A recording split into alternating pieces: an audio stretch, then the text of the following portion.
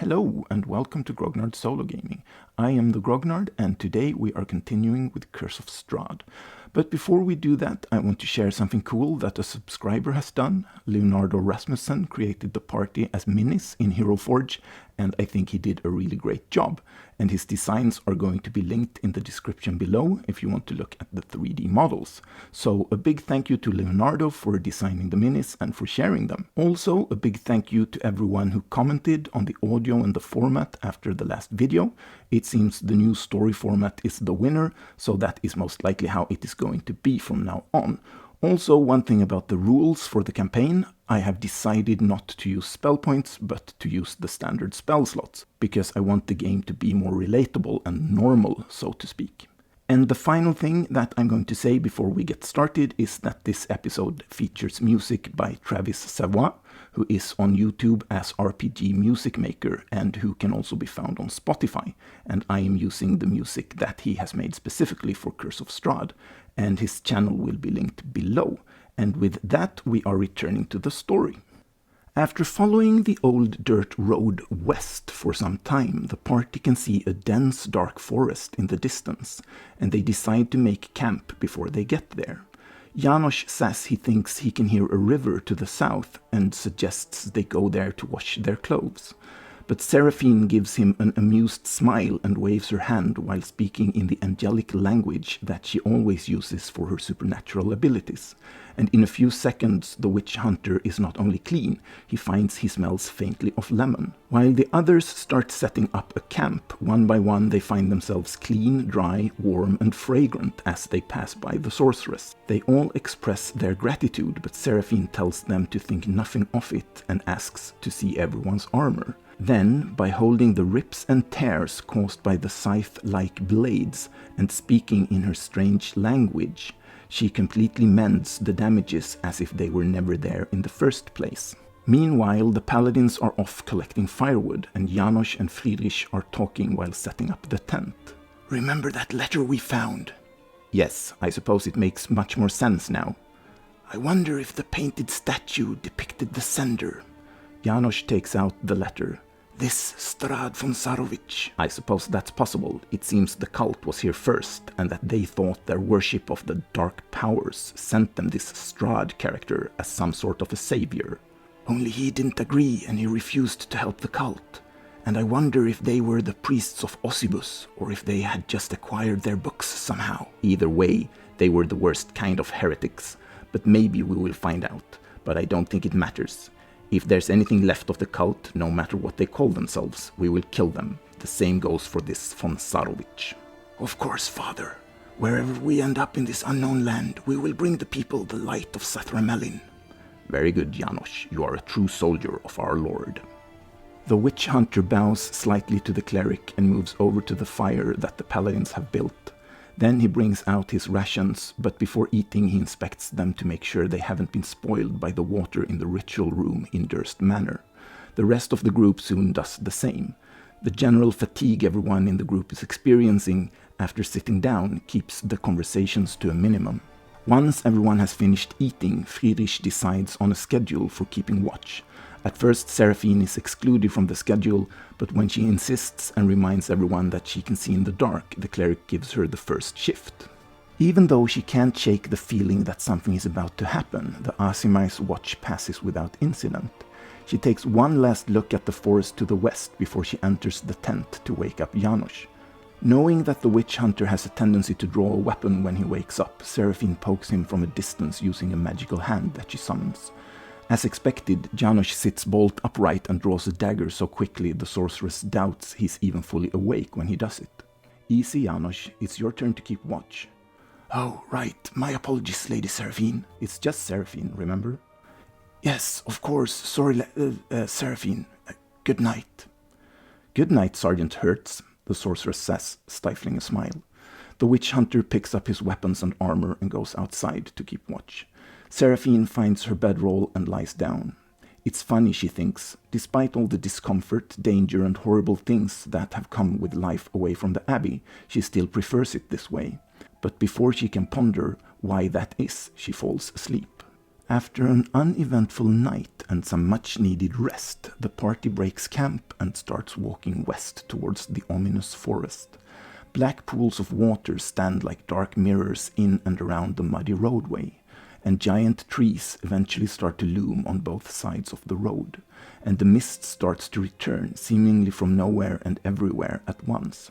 Janosch, Seraphine and Friedrich all exchange worried glances at the sight of the mist, but they say nothing, hoping it will not get as thick as when they were inside Durst Manor. As the group enters the forest, the fog spills out to swallow the road behind them. Ahead, jutting from the impenetrable woods on both sides of the road, are high stone buttresses looming grey in the fog. Huge iron gates hang from the stonework. Dew clings with cold tenacity to the rusted bars. 2 headless statues of armed guardians flank the gate, their heads now lying among the weeds at their feet. They greet the party only with silence, but as Gottfried walks up to the gate, it swings open with a creaking noise. "It seems someone is welcoming us." "More like herding us." Friedrich points to the wall of fog behind them that is so thick it even manages to hide the enormous trees. "Or we are exactly where we need to be." Seraphine touches the holy symbol hanging around her neck. "Let's hope you are right, but either way it seems we have no choice but to enter." As the party continues through the gates, they creak shut behind them, and towering trees whose tops are lost in heavy grey fog block out all but the death-grey light from the sky above. It is as if the daylight has suddenly lost a bit of its will to reach the ground. The tree trunks are unnaturally close to one another and serve to worsen the feeling of being herded, and the woods have the silence of a forgotten grave, and yet seem to somehow exude the feeling of an unvoiced scream. Janosch stops suddenly and looks around. "Wait, do you smell that?" "What?" Seraphine sniffs the air but smells nothing. Friedrich nods. "Yes, the scent of death." Following the stench, Janosch leads the others some 30-odd feet into the underbrush, where they can all see a half-buried human corpse. It turns out to be a young human male dressed as a commoner. His clothes are muddy, bloody, and torn. Friedrich scans the area before he moves closer to the body. "Bite marks, paw prints, wolves, no doubt." "Yes, father. Probably even dire wolves from the size of those paws." "Look in his hand. I think he's holding an envelope." Janosch bends down and pulls the envelope from the corpse's hand. Then he takes out a letter and starts to read it to the others. "Hail thee of might and valor. I, the burgomaster of Barovia, send you honor with despair. My adopted daughter, the fair Irina Kolyana, has been these past nights bitten by a vampire. For over 400 years this creature has drained the lifeblood of my people. Now my dear Irina languishes and dies from an unholy wound caused by this vile beast. He has become too powerful to conquer. So I say to you, give us up for dead and encircle this land with the symbols of good. Let holy men call upon their power, that the devil may be contained within the walls of weeping Barovia. Leave our sorrows to our graves and save the world from this evil fate of ours. There is much wealth entrapped in this community. Return for your reward after we are all departed for a better life. Signed, Kolyanin Dirovich, Burgomaster." Just as the witch hunter finishes reading, the howling of a wolf can be heard in the distance. Friedrich looks in the direction of the howl, but the tightly packed trees make it impossible to see anything. "Keep the letter, let's go." Once everyone is back on the road, Friedrich continues. "Well, this burgomaster, whatever that is, seems to be a useless weakling who has given up in the fight against evil, and apparently he lacks the strength to execute this adopted daughter of his before she becomes a vampire. But I'm sure we can remedy that." Janosch pats his silvered short sword. "It seems we have work to do in this Barovia, father." Seraphine smiles, almost as if we were sent here for a reason. "Yes, Seraphine, you might be right about that after all, and there is only one way to find out." Friedrich points to the west and the group starts walking again. After about half an hour, the forest opens up and in the distance tall shapes loom out of the dense mist that surrounds everything. The muddy ground under the party's feet gives way to slick, wet cobblestone. Eventually the tall shapes become recognizable as village dwellings. The windows of the houses are dark and the streets are quiet and seemingly empty. From a closer distance it becomes apparent that if the buildings have seen better days, it was a long, long time ago. I suppose this is the village of Barovia then? Yes, father, but if there wasn't smoke coming from some of the chimneys, I would have thought this to be a ghost town. So many of the houses are boarded up, I doubt anyone lives in those. Seraphine points to a house on their left-hand side where planks have been nailed across the front door and all the windows are broken and also boarded up. Wait, maybe I have to take that back. The sorceress notices movement behind one of the windows on the ground floor, and when she focuses to see into the darkness between the boards, for a fleeting moment she thinks she sees the face of a human, but a dead one, not one that should be standing upright, and definitely not one that should be moving around. There, did you see that? Friedrich and Janosch both shake their heads. Either this village is afflicted with some kind of terrible disease, or they have a zombie problem. Friedrich turns to Gottlieb and signals for him to use his heightened senses bestowed upon him for being a holy warrior of Sathramelin. The paladin stands in the middle of the street and turns slowly, scanning the houses. 5 undead in each house, father. Gottlieb points to 2 of the boarded-up houses. Friedrich nods. Interesting. They must be quite docile then, as they seem to be neighbors with regular villagers. Quite bizarre, father. I have never seen anything like it. Me neither, but let's go on and see if we can find some answers. It doesn't seem like we are in danger, at least not yet. The cleric motions for the party to move down the street to the west. Having walked a few hundred feet, the group finds themselves in a small village square. To the north there is a larger building with a sign that proclaims it is the Blood on the Vine Tavern, and to the south is another larger house, this one with a sign over the door that creaks on its hinges, and that says it is Bildrath's Mercantile.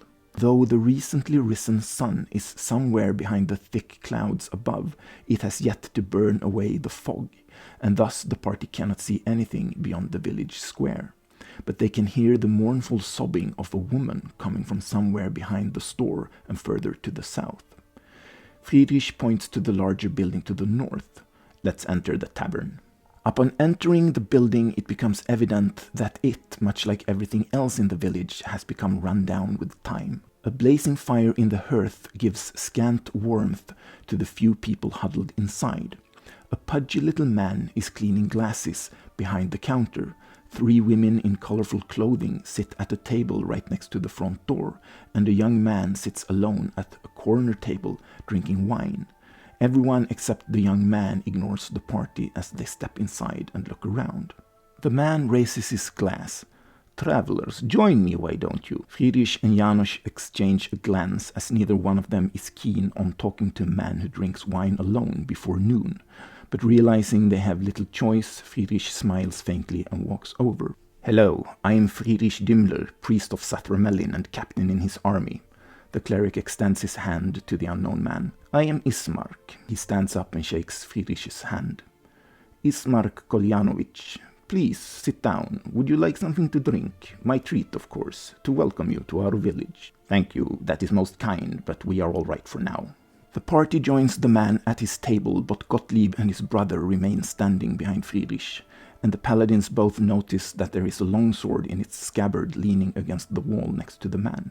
The cleric gives a subtle signal to Gottfried to use his ability to sense evil creatures, and the paladin scans the room.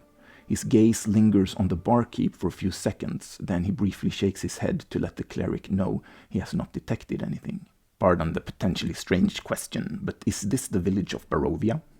Yes, and don't worry, many travelers who come here through the mist are confused. I see.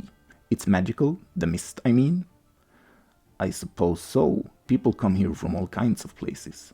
Also, I hope this doesn't freak you out, but the really thick fog is, well, deadly, and it prevents people from leaving.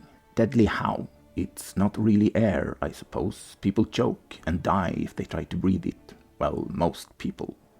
Ismark looks over to the 3 women by the front door. Friedrich lowers his voice. Who are they?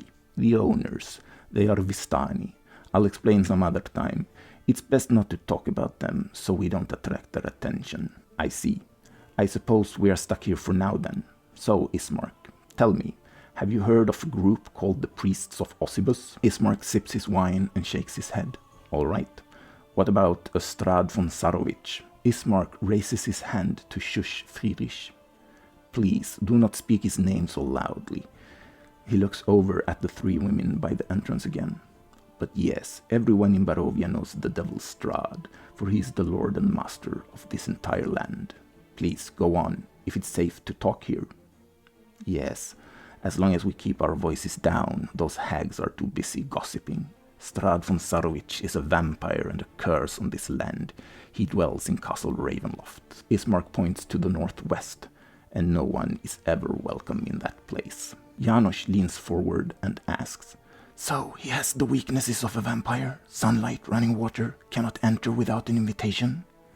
According to the stories, yes, but in all honesty, I don't think anyone really knows anymore. No one but that old devil himself, that is. Ismark looks at Friedrich, who has a frown on his face. There is a moment of silence, then the cleric says, Wait, your name is Koljanovic, meaning your father's name is Koljan? Is he the mayor or burgomaster of this village? Do you have an adopted sister named Irina? Ismark's eyes widen. Yes, but how could you possibly know those things? Janosch takes out the letter and hands it to Ismark, who proceeds to read it. When he's done, he says, This is my father's handwriting. He must have written it as a warning to be placed at the gates, I suppose.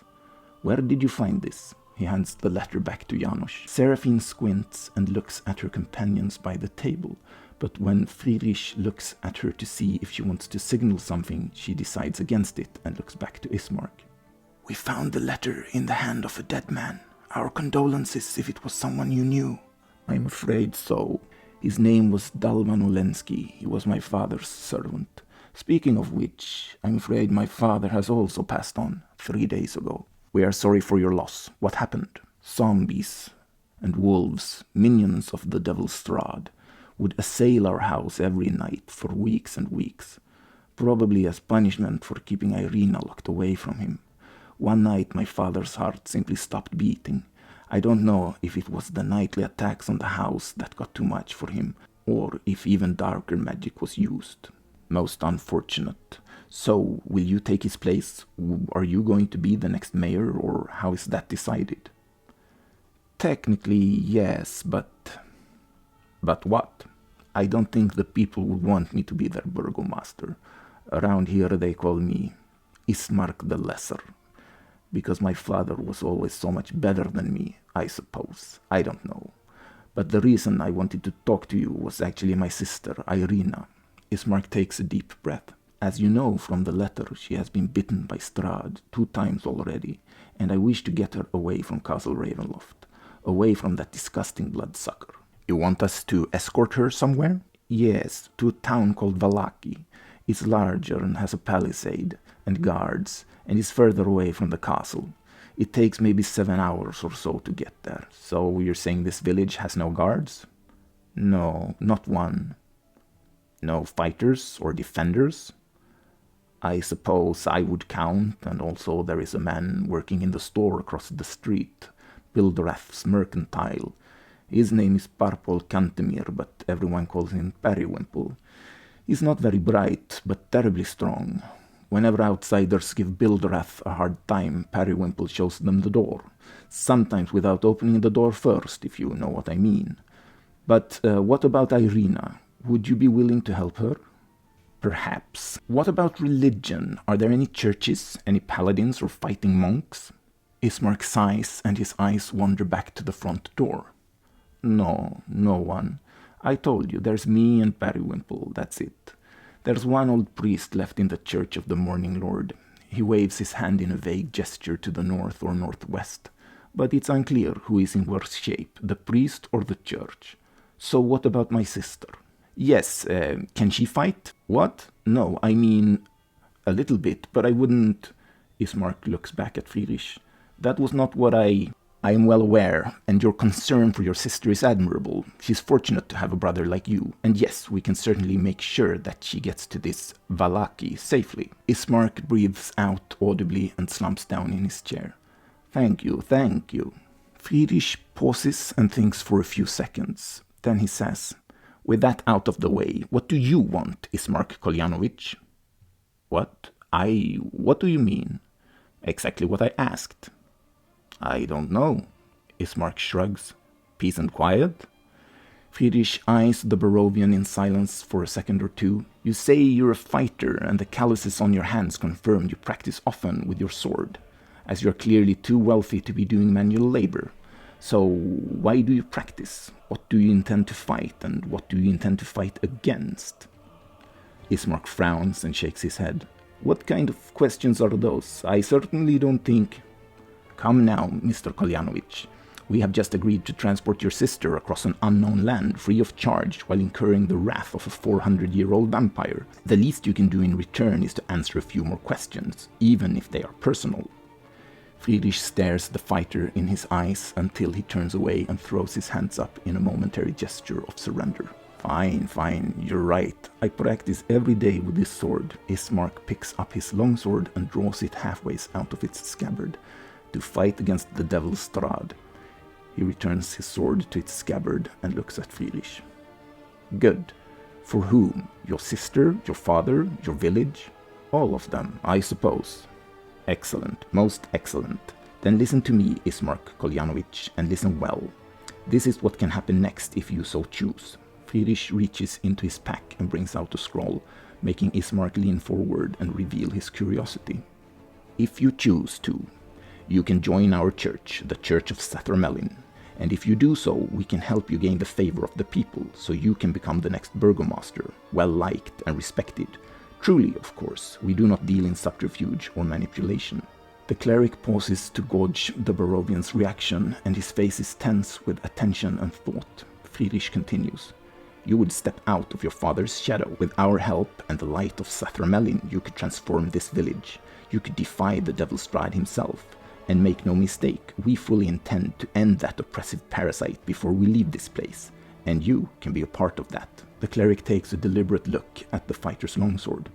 Ismark notices, and he also looks at his weapon. Then he takes a deep breath, but before he can speak, Friedrich holds up his hand.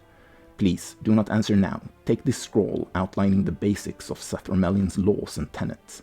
Read it and think about it. We have some work to do around the village, but we can meet here again tomorrow morning.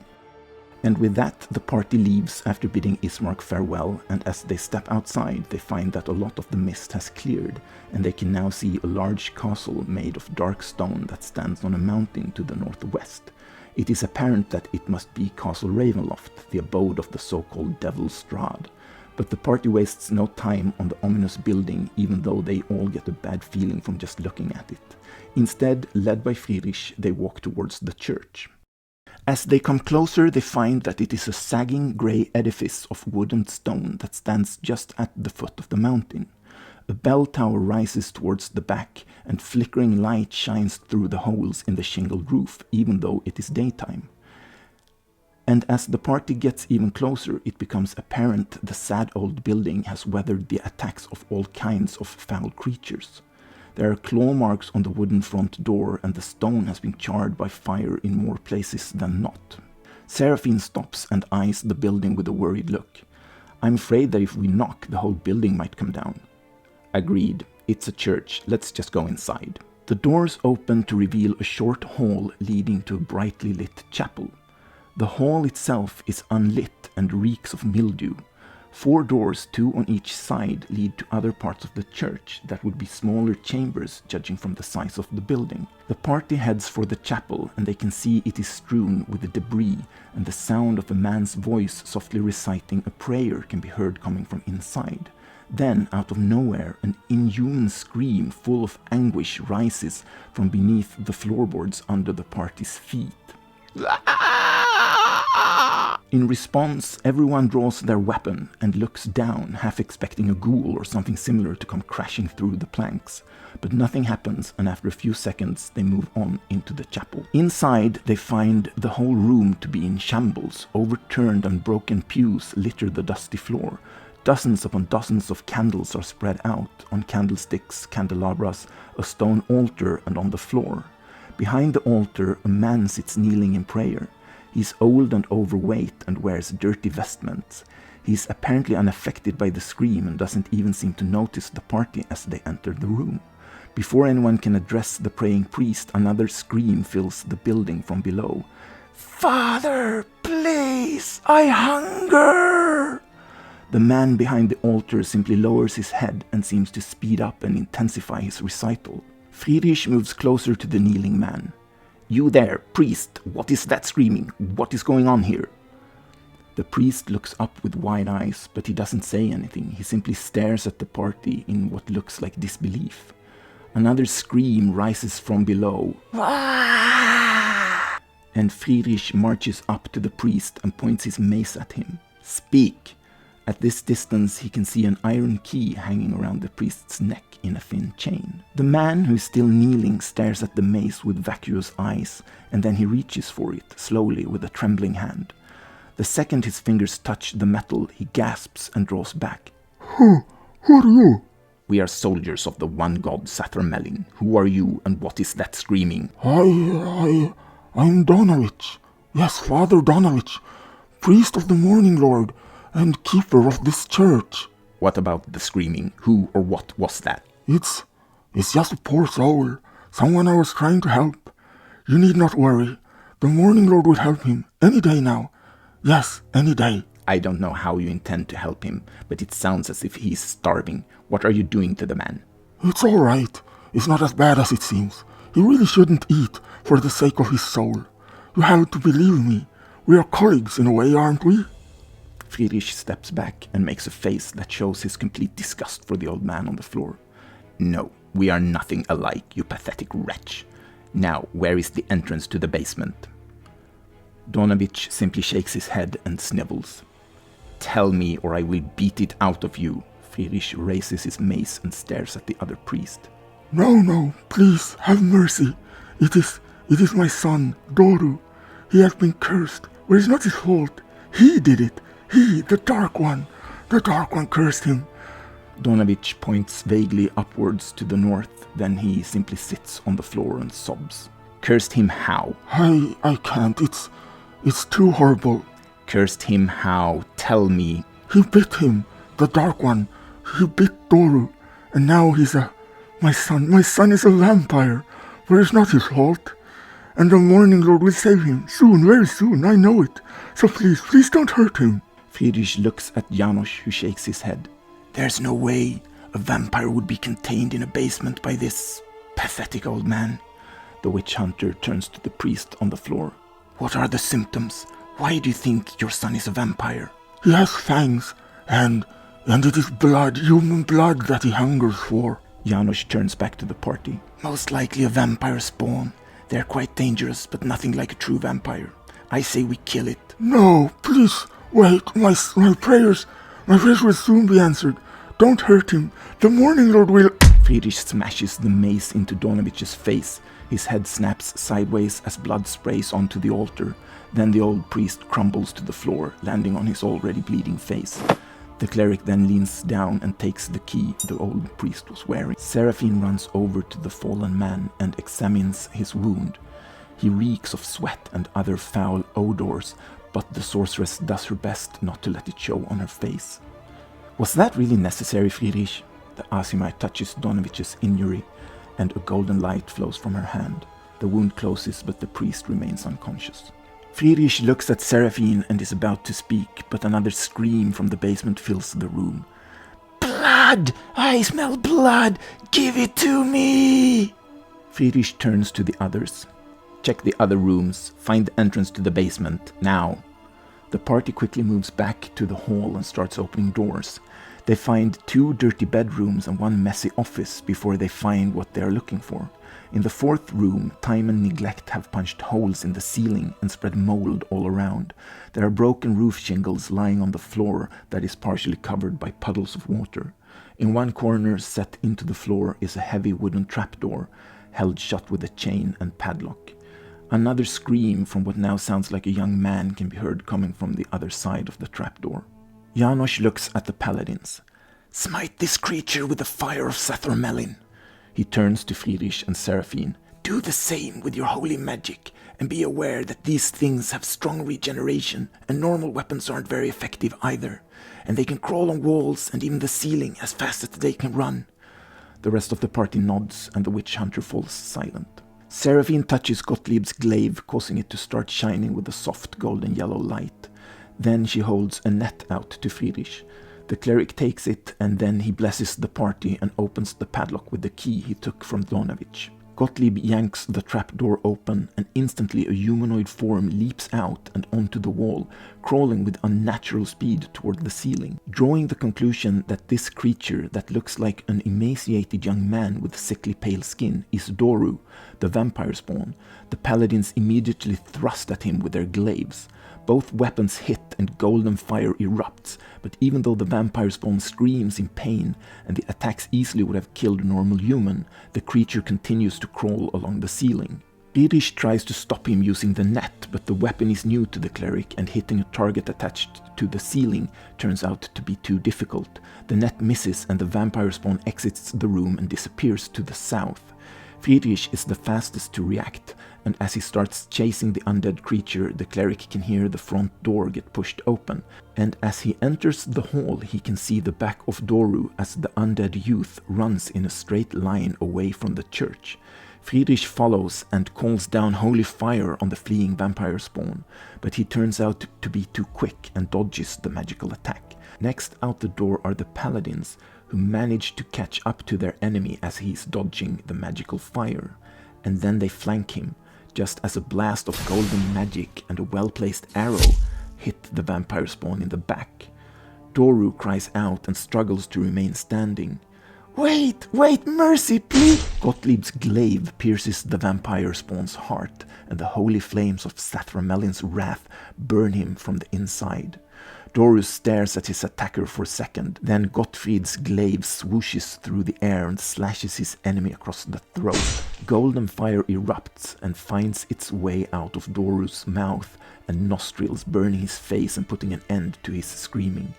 The undead youth falls to the ground with a thud, but despite the grievous wounds, only very little blood spills onto the ground. Friedrich leans over to Janosch and speaks a few quiet words, then he calls to the paladins. Well done, let's go back inside. While the witch hunter is left dragging the dead vampire spawn by the feet to get the corpse away from the church, the rest of the party goes back into the building. Inside the chapel, Donovich has regained consciousness. He's sitting on the floor and leaning against the altar. When he notices the party, he says, My son, Doru, what have you done to him? Is he all right? Friedrich shakes his head. Your son is dead. The old priest wails in despair and starts to sob. Pull yourself together, man. You are an absolute disgrace for your vestments. Your son wasn't your son anymore. Once the vampirism takes hold, the human soul is forced out. Your son died long ago. What we kill now was a soulless abomination. Donovich wipes his tears and snot on the sleeve of his vestments and looks up at Friedrich. So, he's in heaven? Of course not, you fool. How could he when you have led him astray? The cleric gives the old priest a stern look. But a warning, Lord. What do you mean? The cleric kneels down by the priest and speaks softly. Show me a miracle. What? I don't understand. Ask your morning lord to show you a sign or to give you power. What? How I can't. Exactly. Because you are worshipping a false god. You, Donovich, are guilty of heresy. Friedrich stands up and raises his hands, summoning divine fire from the ceiling, but he dismisses the spell before it would burn him. See, this is the power of Sathramelin, the one true god. It was also his divine power that healed you. The cleric points to Donovich's head. The old priest touches the half-dried blood where the mace struck him. Then he looks around with something wild in his eye. But then... Oh no, poor Doru. I have doomed him to the torments of the Night Mother's dark realm. He starts to sob again. Yes, but it's not too late for your son. It's not? There's something I can do? Please tell me. Please, I'll do anything. Renounce the Morning Lord, repent, and accept Sathramelin as your true lord and savior. Donovich's eyes turn wild again, and he starts looking around the room and mumbling inaudibly. Friedrich just stares at the old priest, and the rest of the party remains silent. Eventually, Donovich calms down and looks up at the cleric. Yes, I will do it. I will do whatever you say. Master, purify me from sin. Help me save my son's soul. I beg you. Donovich clumsily falls at Friedrich's feet and presses his forehead to the floor. Come on, wee master. There is a grim expression on the cleric's face as he thinks for a second. Then he says, Good, you will repent, and you will earn a place for you and your son in Sathramelin's heaven by serving him without fault in all matters. First, you will clean up this church, take out all the debris, then sweep the floor. If you find any whole roof shingles, keep them. We will be making camp in here tonight. Friedrich points to the southeast corner of the chapel. Yes, master. I will prepare for your return. We will be back in a few hours. Seraphine says a few words in her angelic language as she moves her hand, and as the party leaves, the old priest is bewildered to find his vestments clean and smelling faintly of lemon. The party walks over to the corner, and the paladins remove the sacks full of armor pieces that they have been carrying since Durst Manor and put them on the floor. And Friedrich and Seraphine rummage through their packs to find some plate gauntlets, sabatons and other pieces of armor that they throw on top of the sacks. The sorceress sighs in relief. That's better. She looks at the pile of armor pieces. So you'll be able to use this? Friedrich nods. Certainly, but it will need to be refitted, mostly leather work, but perhaps some metal work as well. But any competent smith can fix that. We just have to find one. Seraphine stretches her back. I hope they have one here, so we don't have to carry that stuff all the way to Vallaki. Friedrich chuckles. Indeed. Now let's go. Janosch meets up with the rest of the party, and they find a spot to sit down and eat outside the village. Friedrich turns to Seraphine. You found my methods too violent? The sorceress shrugs. I guess. It turned out all right, but it looked like you were trying to kill him. It seemed unnecessary. But you are the leader, father. For now, but I'm sure it won't be long before you surpass me. Well, something tells me we won't be seeing the Bargenzola Cathedral or High Priest Detario anytime soon, so it will be a while before I get my rank in the church. Yes, I suppose it is an inescapable fact that we are not in Agremeni anymore, and apparently we're trapped by this unbreathable fog. But we have work to do here, and perhaps we are in the right place. But remember that compassion and charity are only for those spiritual brothers and sisters who have surrendered to Sathramelin, no one else. The scripture is clear. Thou shalt not suffer a heretic to live. You are right, father. I will pray for guidance. Janosch, who has been staring at Castle Ravenloft, stops eating and says, Something tells me the Vampire Lord is the key to the mist. Let's hope so. We'll have to deal with him either way. What about Donovich, father? He seems a bit unhinged. Do you think we can trust him? That pathetic old heretic, of course not, and I doubt he will live long enough to perform sufficient penance for his sins, but he gets to try, and we have to take what we can get in these circumstances. We'll replace him if he becomes a liability. Janosch nods. What about Ismark? The man clearly has a lot of potential, if he can make the right choice, that is. We'll see. I don't have high hopes. So far I am not impressed with the Barovian people. Seraphine stands up and starts adjusting her armor. On that topic, does anyone else find that letter from Ismark's father strange? The others all turn towards the Asimai and wait for her to go on. First of all, how long would a letter last in the wind and the rain? If the plan was to warn people, I mean, we all saw those rusty old gates in the forest. Where exactly was that letter supposed to go? Janosch also gets to his feet. You're right. It was written as if it was intended to warn people for decades, essentially telling them to come back when the Barovians were all dead. Exactly, and the information, or rather lack thereof, he mentioned Irina by name, but she's really irrelevant to the purpose of the letter. Meanwhile, he fails to name Strahd, that we now know everyone here knows about. Friedrich nods. So, you're saying Kolyan Indirovich was unhinged, like Donovich? Seraphine shrugs. Doesn't it seem that way to you? I guess it does, actually, now that you mention it. And Ismark didn't react as if there was anything strange about it. You think he's crazy too, father? Either that, or just blind to his father's folly, or he's gotten used to it. And let's not forget that a man died to place that flimsy little letter on the iron gates in a seemingly very rainy forest. Friedrich looks at Seraphine. Good point. Perhaps my assessment of Ismark is incorrect. It could be that it is not just the Vampire Lord and the zombie neighbors that plague these people, but insanity too. I guess we'll have to find out. But for now, let's just move on. So what's next, Father? Now we see if we can recruit another soldier to our cause. And that is where we are leaving the story this time. The next episode is in the works, and going forward I aim to make at least 1, but hopefully 2 episodes per month. And with that, I thank you very much for watching or listening, and hopefully I will see you in the next video.